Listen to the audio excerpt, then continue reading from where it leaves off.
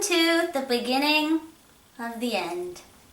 I'm sad and very relieved that this very quick and rigorous semester is almost over.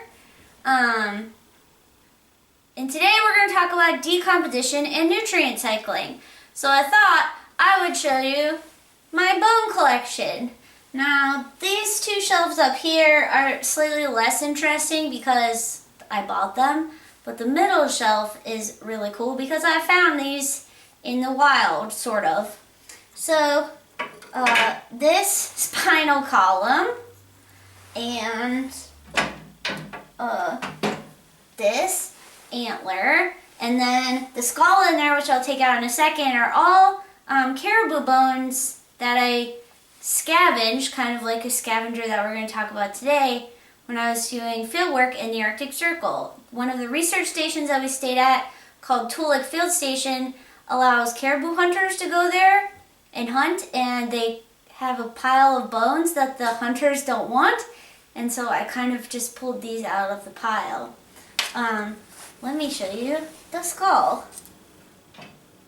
Now, the top of the head on this one is sawed off because the hunter who killed it took the antlers, but it's still a cool skull. And then this sacrum. Hey, look at that! I'm not even a vertebrate biologist, and I knew what this was. This sacrum. Is this a sacrum? Whatever this is, I found this is also a caribou bone, but this was like actually really wild because they found it on the ground, not in a pile of bones discarded by hunters. And then the rest of them I bought. Probably, that's a deer skull. This is really cool. This is the jawbone of a cow that I got at the estate sale of a very eccentric art teacher in Gibsonia.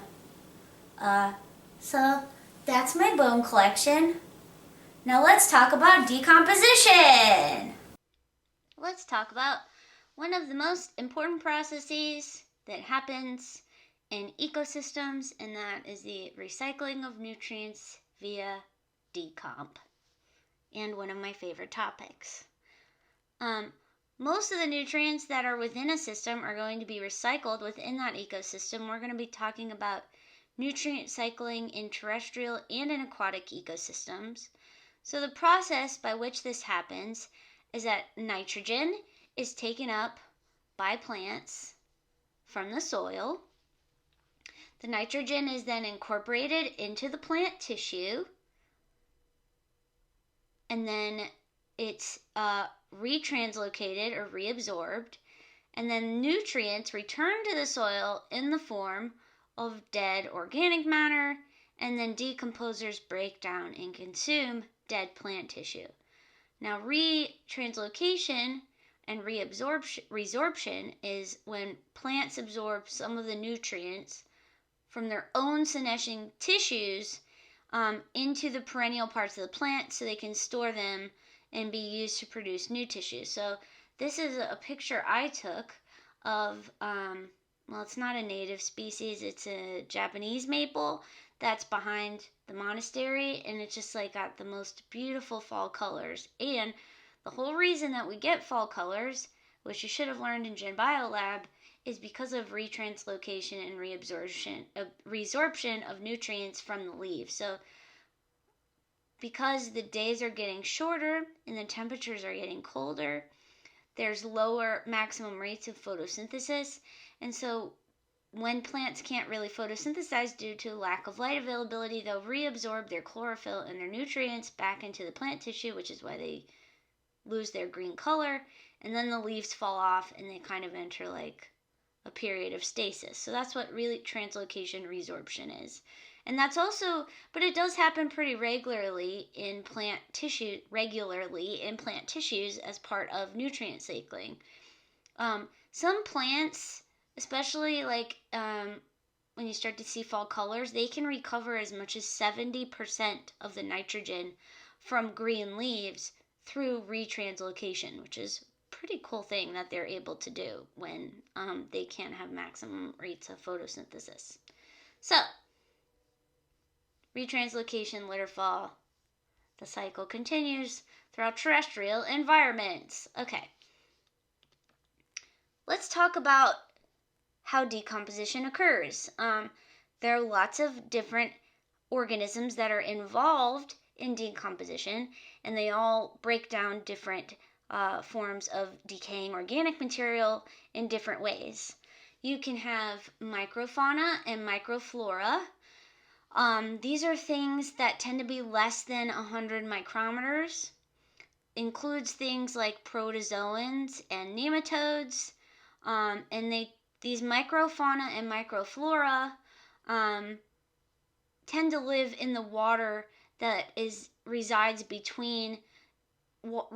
in pores in soil. So as you know from lab, soil is porous. Some soils are more porous than others, and in that those pores, you can have water, and in that water is where you find protozoans and nematodes, which are decomposers, so they break down decaying organic material. You can also have mesofauna. These are organisms that are between 100 micrometers to 2 millimeters in length, so they're a little bigger, but still pretty small. And this includes things like mites, things called potworms, and then one of my favorites, which I put in here just for Shane because I know he's at least working on his NSF GRFP on springtails. This is some extremely adorable mating behavior of springtails. If you don't know what springtails are, they're hella cute. They are not insects, but they are hexapods, so they're related to insects, and they're basically like tiny little bunny rabbits that live in the soil, and a lot of them have very adorable mating behaviors. That big chonky one is a female, and the rest of them are males, and they do this adorable mating dance. That's springtail, and springtail are mesofauna. You can also have macrofauna, which are between 2 to 20 millimeters, so we're getting into the like semi-chonk boys. This includes things like millipedes, which are also cute, earthworms, snails, annelid worms, so also earthworms, but other species of annelids, amphipods, which kind of look like isopods but are different from amphipods. If you're invert zoo, you know what some of these groups are. Mollusks and crabs, so those would be like marine decomposers, would be like mollusks and crabs for the most part. Isopods can be extremely cute and very interesting, and I talk all about them in invert zoo if you take that class. This is a really cute one. This is a fiddler crab. Fiddler crabs are mostly detritivore species, so basically they ate dead garbage on the beach. And they are considered macrofauna. A lot of macrofauna will burrow into soil and create their own space, so the physical disruption that they cause in soil is really important for decomposition because they allow for the release and movement of nutrients through those different soil layers. So when we're talking about the different soil horizons, you get movement of nutrients, from like the parent material up to the top, a lot through the physical movement of soil particles by these macrofauna. I'm moving my hands, and now I just realized you can't see me do that. The macrofauna will feed on plant and animal remains, and they also eat poopies. Gross. And then that brings us to the megafauna. This is the chunky boys. They are bigger than 20 millimeters. Includes still kind of the same groups of organisms. So just like bigger millipedes, bigger earthworms, bigger snails, bigger isopods.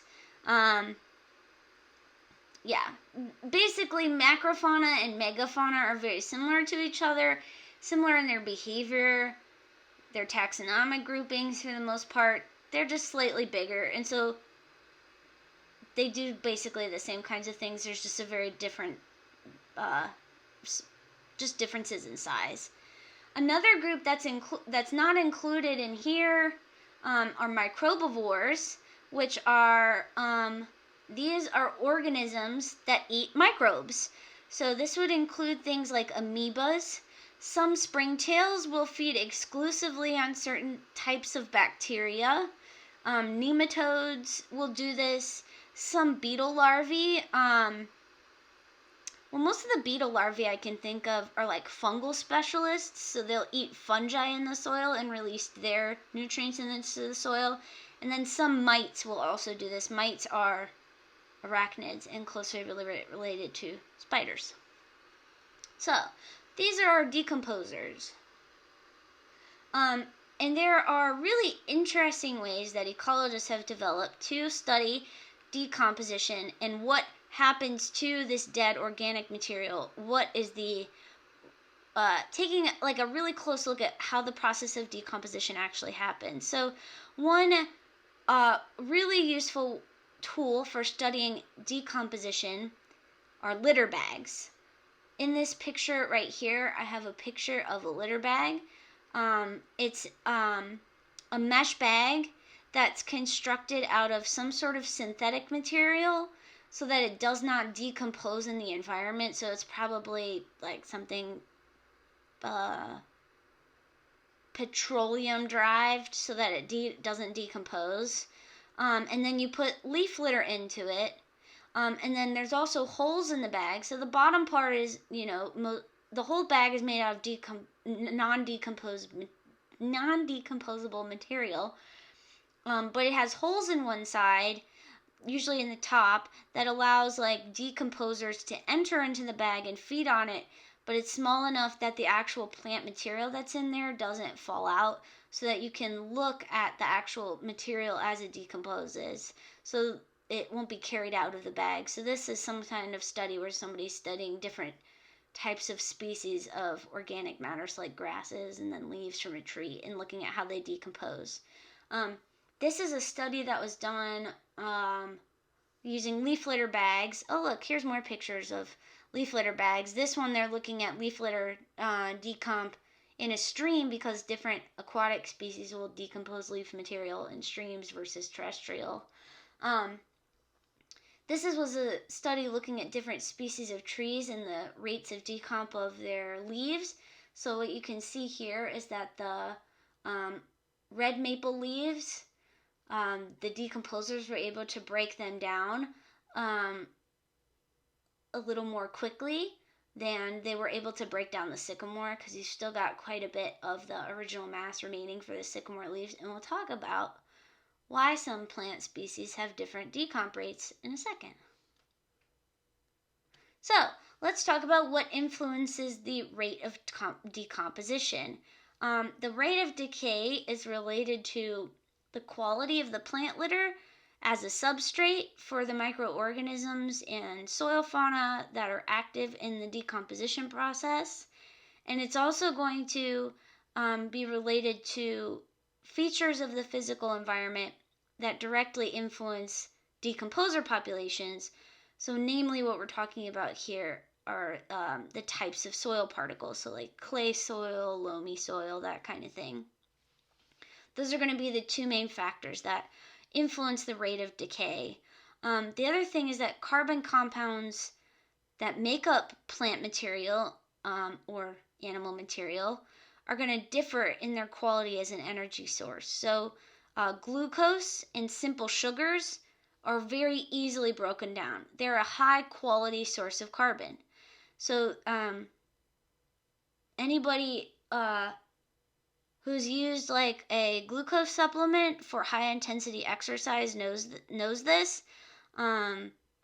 It's why Gatorade works for replenishing, is because it's easily broken down by the body and used as a nutrition source. When I do roller derby tournaments, I have this nutritional substance. I have this like nutritional thing that I take called Vitargo. That's basically like an extremely digestible form of simple sugars. It doesn't taste good, but like it's not as actually like sugary as Gatorade, but it's super effective when I have I have to play 3 games in a day, because my body can easily break it down because it's a high quality source of carbon. That's glucose and simple sugars. Now, cellulose and hemicellulose, which are the main constituents of cell walls, they are intermediate in quality, and that is because they are harder to digest and break down. Which humans, we need a little bit of that in our diet, but if you're thinking about nutrient cycling in the environment, it's going to take longer for things with high cellulose and hemicellulose content to degrade, because they take a little longer to break down. Now, what's even more difficult to break down than cellulose and hemicellulose are lignins. Lignins are very low quality sources of carbon because they are very hard to break down, and they decompose the slowest. So plant tissue that is high in lignins and high in cellulose and hemicellulose is going to take longer to decompose than leaves that are really high in glucose and simple sugars. Here, let's look at this graph.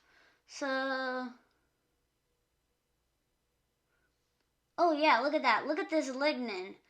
So it has, percent carbon remaining at the beginning is 30, and it's kind of like a steady line. But if you look at the cellulose and hemicellulose, which are more digestible than lignin, you see a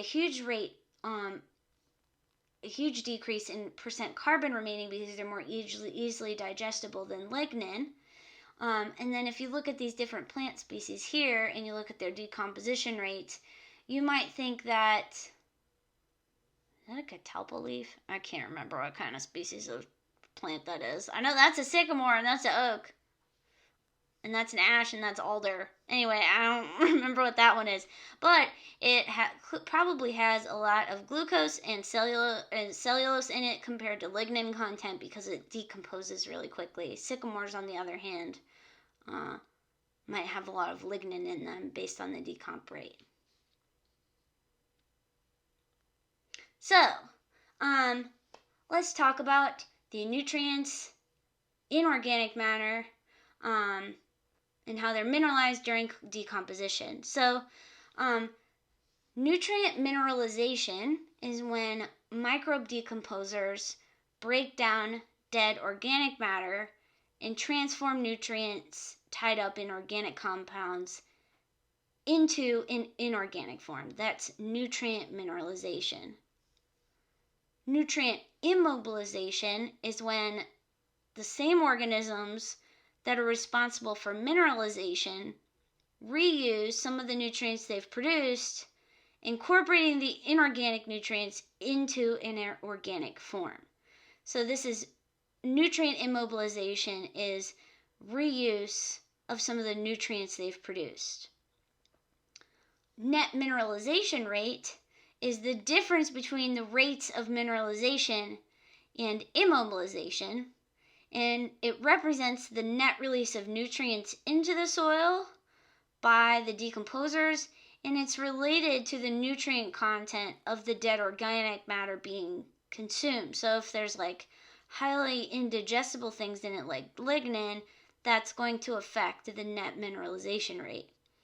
And there are 3 stages of nitrogen content during litter decomp. So stage 1 is leaching of soluble compounds. That's stage 1. So it's the leaching of those soluble compounds from the decaying litter, which is leaves. That's stage 1. Stage 2 is an increase in nitrogen content as immobilization exceeds mineralization. And then stage 3, as decomp proceeds, mineralization exceeds immobilization and nitrogen is released from the litter. So those are the 3 stages of nitrogen content during litter decomp. I I can't remember what these graphs are for. But just think about the things that I covered because I can't. Oh, this is just a graph of basically what I just said. I guess this is looking at, let's see, differences in the decomp rate. So probably using a leaf bag like I showed in the previous picture of American hornbeam versus Virginia pine. Yeah. Okay, so as the plant litter and the leaves get broken down by decomposers, that then becomes soil. I don't know if any of y'all on Slack saw this meme that I posted on the Slack. I just thought it was really funny about why people shouldn't be doing soil science. This is a meme. This isn't real. It's just a joke. So decomposed plant litter is going to, as it breaks down into smaller and smaller things by decomposers, by microbial processes, it becomes humus, which is soil. Humus, Humus, is high in nitrogen content, but decomposes slowly because it's composed of low quality carbon compounds. So why is there soil everywhere if it's composed of low quality compounds? Why is it like literally all over the planet if it's not a great food resource? Well, it represents a significant portion of the carbon and nutrients released from the soil, humus does, just due to its sheer abundance on Earth. So it may not be like when you plant your plants in potting soil is actually not super great, but just the sheer abundance of its presence on Earth just makes it the main form of nutrition for plants, which I didn't really know until I started teaching ecology. Learn something new every day. So let's talk about the role of roots and how they help in decomposition of soil organic matter. So the rhizosphere is a region of the soil where plant roots function. It's an active zone of root growth and death, and it's characterized by intense microbial and fungal activity. So think about rhizobium bacteria that live in mutualisms with plant roots. Think about fungal interactions that also live on plant roots that help release nutrients from the soil so that they then become available to the plants. Those are really important for decomp. The microbes and the fungi that live in mutualistic associations with plant roots. The rates of decompositions will actually be influenced by the types of plants that live in a forest and the structure of the roots of those plants. So in grasslands, for instance, grasses have very fine root systems. They're very thin, but they are very dense. And so that's going to affect the structural integrity and the rates of decomp in the soil just based on their high density, but they're very thin individual roots. Forests, though, trees, don't have as high of a root density because they just have a few really big, roots that help support the large woody structures above ground. So that's going to then influence the decomp of the soil, particularly if there are microbial or fungal symbioses in with the roots that are affecting the plant growth. Oh, legumes. A lot of legumes have fungal associations on their roots. I was forgetting that. Okay. Was I going to say anything about that? Oh, yeah, the mycorrhizal fungi. Yeah, I don't know. This is just like a general figure of the rhizosphere looking at soil breakdown. Okay. let's talk about some other plant processes that enhance the decomp of the soil organic matter. One thing is the soil microbial loop. So in the soil microbial loop, roots secrete carbohydrates into the soil. Those carbohydrates that are secreted by the roots support the growth of bacteria, but that source is energy rich and nitrogen poor. So the bacteria also break down low carbon soil organic matter for growth. So not only are they using exudates from the plants that are high in carbohydrates, they're also using low carbon soil organic matter to grow. The microbes then immobilize those nutrients. We talked about microbivores before. The protozoa and nematodes, when they eat those microbes, they then remobilize those nutrients for plant uptake. So there's a separate kind of, not separate but related to, but a sort of separate decomposition, nutrient cycling happening below ground in the soil itself. So once that plant litter gets broken down and the plants are using it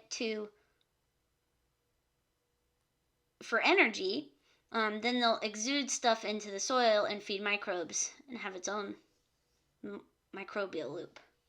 So this is just kind of a demonstration of that as well, the soil microbial loop. Decomposition also occurs in aquatic environments, in coastal environments in particular. So this is just like a salt marsh, probably on the east coast of the US somewhere. That's what it looks like. Coastal environments, you have permanently submerged plant litter that decomposes more rapidly because it's more accessible to detritivores, and the stable physical environment of permanently submerged plant litter is more favorable to microbial decomposers than like the alternating periods of wetting and drying that you get in like tidal environments. So like this would be, marshes sometimes tend to have relatively stable water levels, but not really. So when we're talking about like coastal environments that are more permanently submerged, we're talking about like more stable environments that don't have fluctuations in water availability. They have more detritivores and more microbial decomposers. And you can see that going on here. So in high marsh, this is like areas where you've got like, it's sometimes submerged and sometimes it's not. So sometimes it's drying out, and that's going to slow rates of decomposition when it dries out. These creek banks in the submerged areas have more water availability, and so they're going to decompose faster.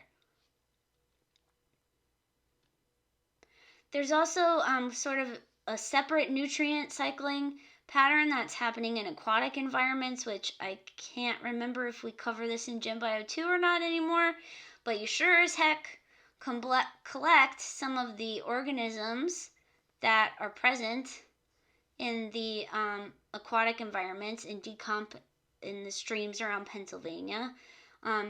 So what we were talking about before is like a standing water environment. Nutrient cycling looks a little different in a flowing water ecosystem. So aquatic fungi will colonize leaves, twigs, and other particulate matter.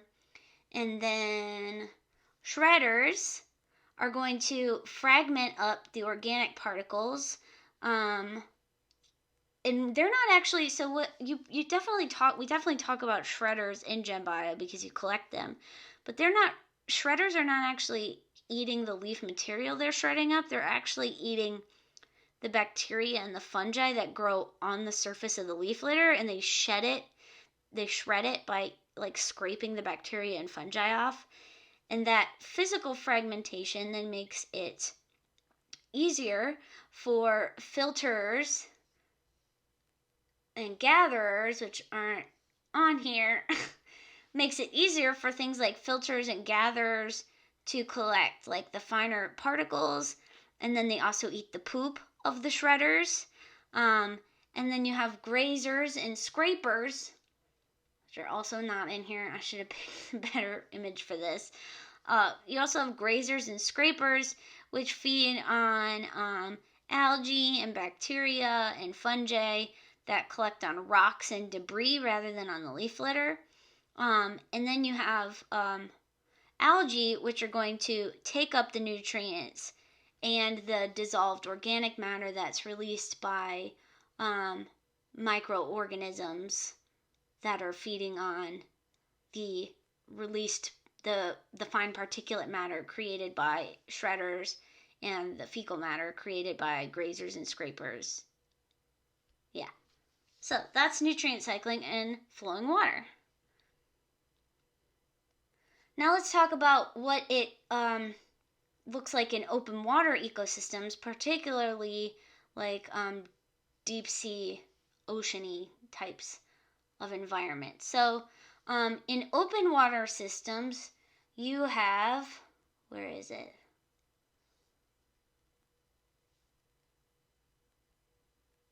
I can't find, oh, there it is. Okay. You have stuff called POM, which is particulate organic matter.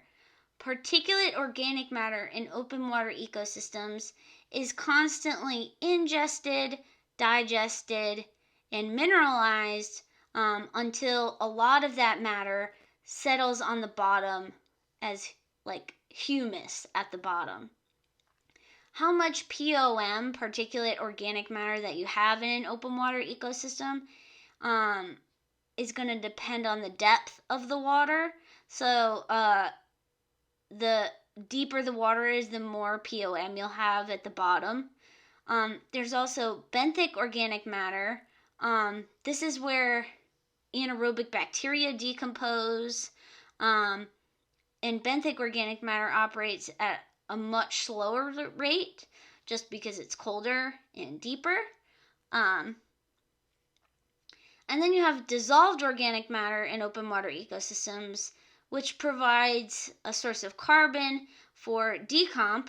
And dissolved organic matter, or DOM, is derived from stuff at the top. So dissolved organic matter is derived from free-floating macroalgae, phytoplankton, zooplankton, the smaller stuff that lives up at the surface of the water. This stuff, when it dies, their bodies just break up way too quickly for like decomposition. They just basically dissolve because they're so small. That's what makes up most of dissolved organic matter. Dissolved organic matter is also composed of like this stuff that macroalgae, phytoplankton, and zooplankton poop out or, release because algae don't really poop. So like the waste materials that macroalgae, phytoplankton, and zooplankton, and the bodies themselves, because they just kind of like dissolve when they die, that's dissolved organic matter. So there's the three types of organic matter that you have cycling in open water ecosystems. So like you have like these guys up at the top that are dying or pooping and making dissolved organic matter. Then, oh, there it is. And then that stuff gets eaten up by heterotrophic bacteria, and micrograzers are other little things that feed on those. And then you down at the bottom, you have benthic organic matter and the particulate organic matter.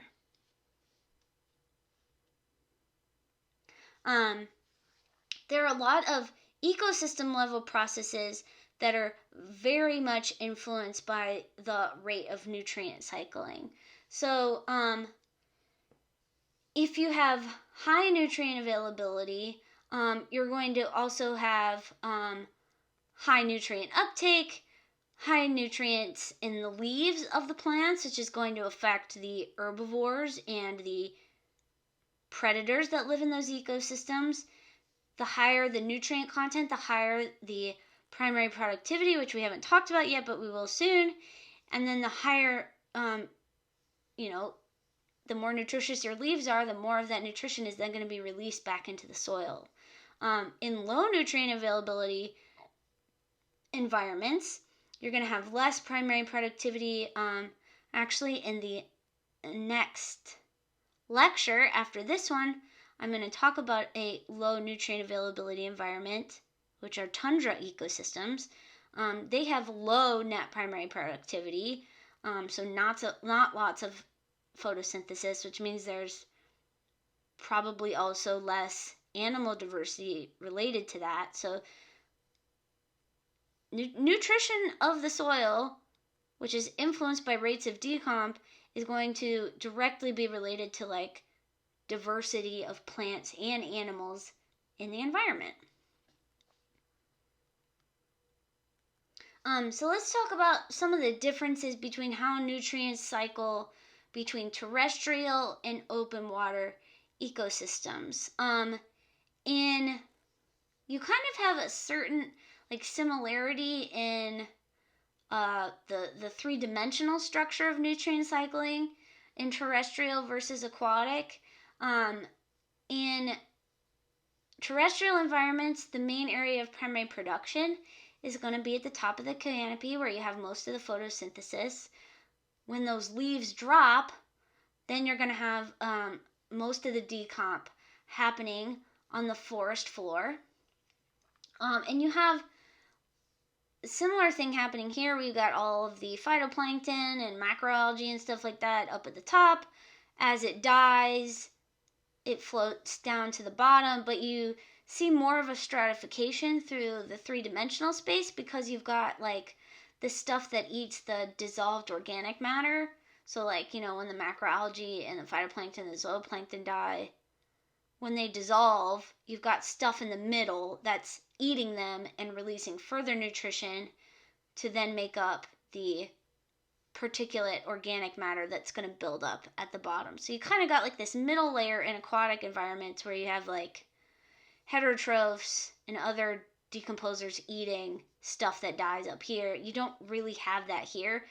It's like all the primary production happens up here, it falls, and then all the decomp happens down here and below the soil surface before it then makes the nutrients then cycle back up to the top. For cycling in ocean environments, depending on the depth of the water, you're going to have more or less cycling. Some of this stuff at the bottom might not really get knocked up a lot if this water is too deep. I actually see this a little bit in my fish tank at home.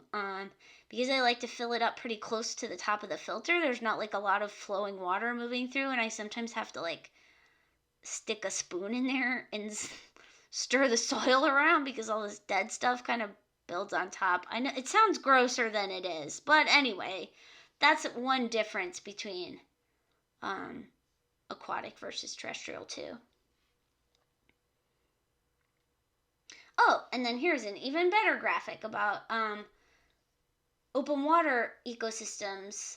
So we've talked about this before, how temperature is going to play, temperature plays an important role in nutrient cycling in terrestrial environments, but it plays a very, very important role in aquatic environments because water will be more or less stratified based on temperature. So this is just showing like seasonal changes, and you have different rates of nutrient cycling, very dramatic rates of nutrient cycling depending on seasonality in aquatic environments. You get a sort of similar pattern in terrestrial, but it's not quite as dramatic as you get in aquatic. So these are like seasonal changes in the thermocline. You see most of the changes occurring in summer and spring and fall. In winter, temperatures, because the water at the top freezes, you don't see a lot of temperature movement through the winter. But what you can see here is that you get a huge spike in net primary productivity in spring and summer, and that is because you have high nutrient availability right before you see this boost in primary productivity. So primary producers rely on decomp to be able to do photosynthesis.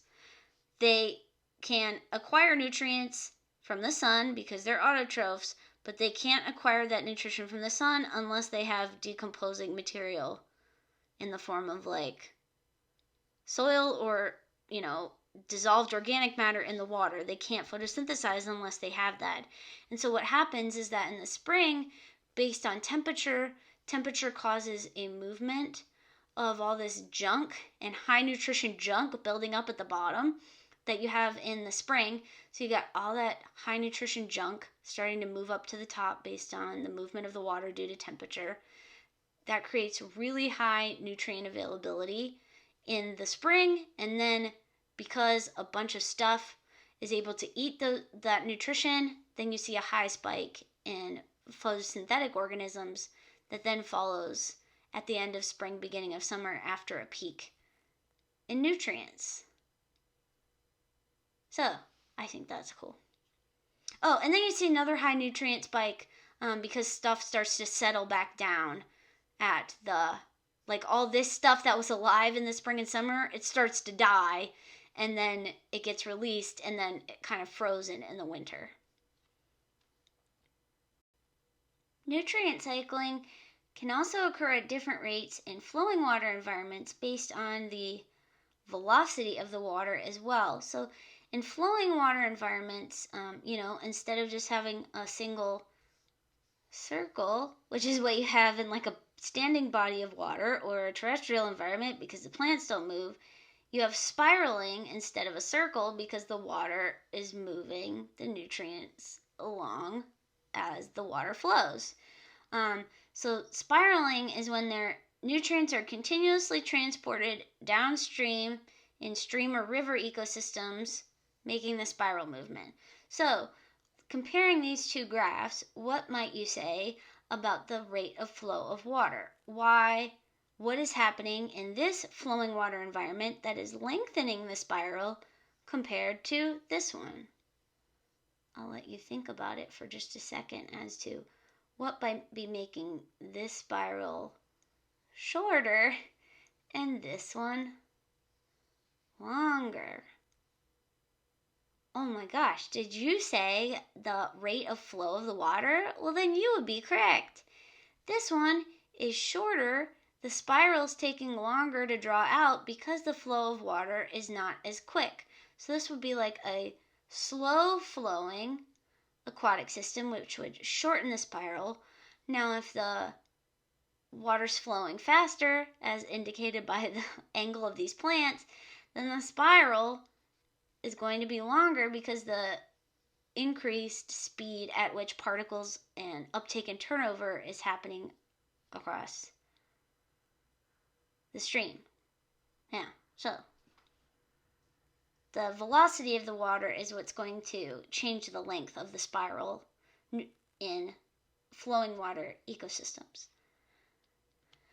Now we're going to talk about something that is not in your textbook, but I think is really important. Obviously, like plant litter decomposition is the most important factor that determines nutrient availability in soil and in like particulate matter in aquatic environments.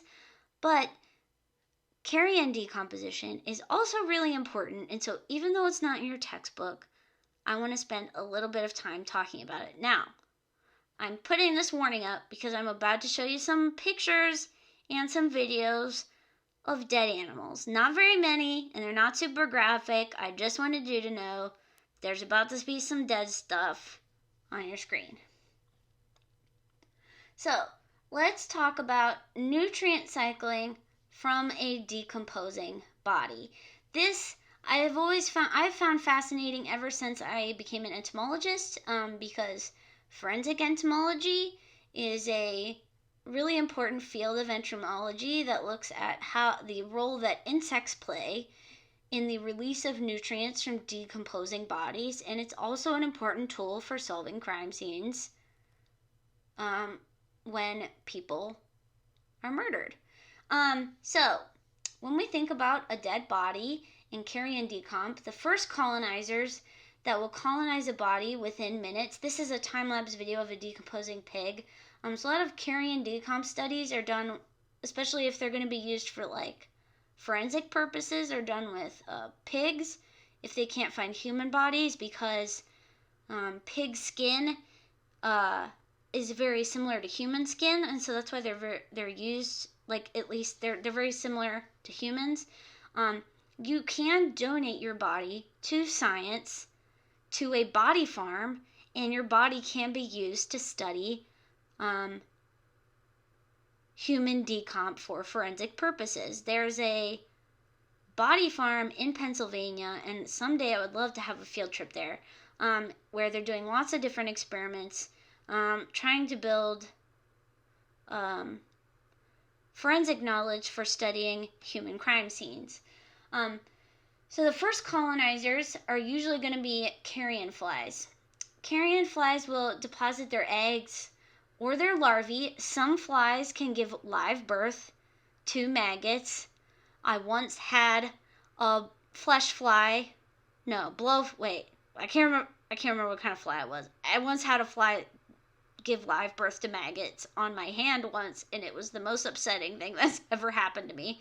But there's an evolutionary advantage to being able to give live birth to maggots, because those things can eat that body as soon as they are laid on it. And so they can use that resource before a fly that lays eggs. And so a fly that lays maggots, live maggots, sometimes those maggots will even eat the eggs of other flies. So they're consuming the fresh-ish animal tissue. And then after they consume it and they grow and develop, which tends to be relatively quickly, the larvae will travel away from the body to pupate. So in this video that we're watching down here, as you see these beads start to move away from the body, part of that is just like the tissues breaking down and creating and moving out from the body, but it's also the movement of larvae away from the body that's kind of pushing these beads around the body. The second colonizers of carrion tend to be things like rove beetles, hister beetles, and dermestid beetles. If you've ever gotten holes in your sweater, it's usually due to either dermestid beetles or to clothes moths. Dermestid beetles and clothes moths' natural food is to eat dead animal hair and skin.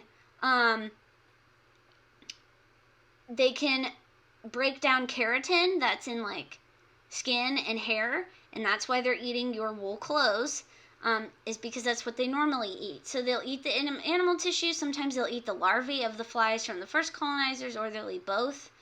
Those are larvae that are pushing those beads away. And then you have late colonizers. Late colonizers, here's a picture of some scarab beetles that are second colonizers. Late colonizers are vertebrates. They're going to be removing large amounts of tissue, and they cycle nutrients back into the system through their poop. So vultures, they have that weird featherless, skinless head so that they can dip their head into the rotting corpse of a dead seal on the beach and not get a bunch of decomposing material stuck to their feathers or their skin. That's why they have this weird head, so they can dip their head in rotting goo. They eat a lot of the tissues that are too difficult for inverts and microbes, and then sometimes they'll physically break apart the tissue through mechanical shearing, so that smaller decomposers like some of the second colonizers and the first colonizers can decompose it. For inverts, though, last year I tried to do a carrion decomposition experiment in my backyard and film it once we went into quarantine, but a raccoon stole the rat 3 days. I bought a dead rat from a pet store that you would feed to a pet snake, and I put it in a cage in my backyard. but like a raccoon or something stole it out of the cage, knocked it over, and stole the dead rat out of there. So that was a failed experiment. One day I'm going to get it to work, and I'm going to do a really cool forensic entomology lab, but that day has not yet come. Oh, did you see all those cool carrion beetles that like ran out from underneath the body? You guys, I could talk about this all day. I think it's super fascinating.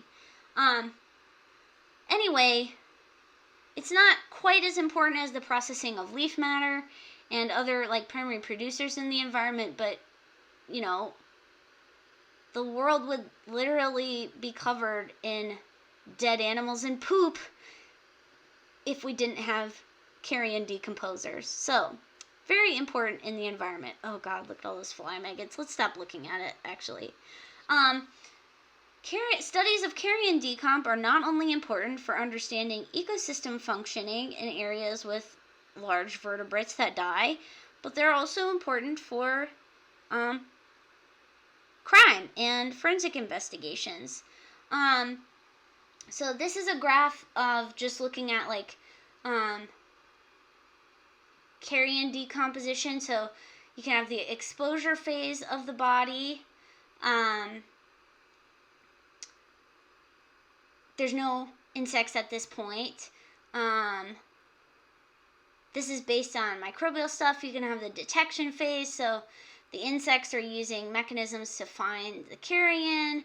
I used to do this really cool lab where we would test the attraction of flies to indole, which is a main component of decomposing bodies and poop, but sometimes they also put it in perfume, which is a different story, and scatol, which is exactly what you think. It's like the volatile chemical that makes poop smell like poop.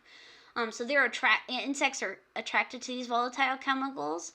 Then you have acceptance phase, which is the insects contact the carrion and evaluate the resources, the consumption phase, and then dispersal phase. More what I'd like you to know for the exam are the details that I covered here, the first, the second colonizers, and the late colonizers.